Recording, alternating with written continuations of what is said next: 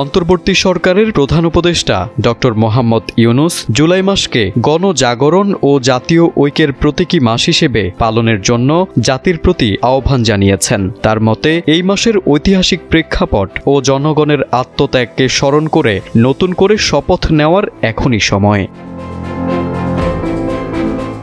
মঙ্গলবার রাজধানীর তেজগাঁওয়ে নিজ কার্যালয়ে জুলাই অভ্যুত্থান স্মরণে মাসব্যাপী কর্মসূচির আনুষ্ঠানিক উদ্বোধন করেন প্রধান উপদেষ্টা। অনুষ্ঠানে বক্তব্য দিতে গিয়ে তিনি বলেন, জুলাই আগস্টের পুনর্জাগরণ কর্মসূচি শুধু অতীত স্মরণ নয়, এটি আমাদের সামনে এগিয়ে যাওয়ার অনুপ্রেরণা।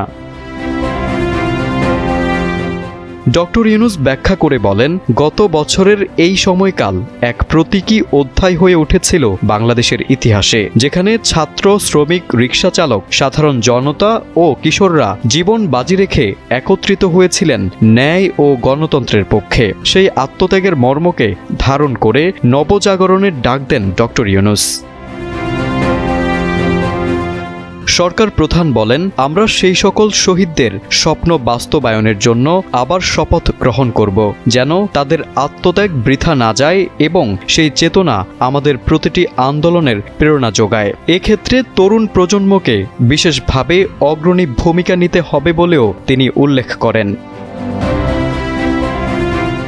প্রধান উপদেষ্টা আরও বলেন, আমরা এই কর্মসূচিকে প্রতি বছর পালন করব, যাতে কোনো স্বৈরাচার বা দমন নীতির পায়তারা আর কখনো মাথাচাড়া দিয়ে উঠতে না পারে। তার মতে এই জাতীয় অনুষ্ঠানমালা কেবলই স্মরণ নয়, এটি এক ধরনের রাজনৈতিক ও নৈতিক প্রতিরোধের ভাষাও। ডক্টর ইউনূস আশা প্রকাশ করেন, এই কর্মসূচির মাধ্যমে জনগণের স্বপ্ন ও আকাঙ্ক্ষা আবারও জাগ্রত হবে, জাতীয় ঐক্যের শক্তি হবে আরও দৃঢ় ও সুসংহত।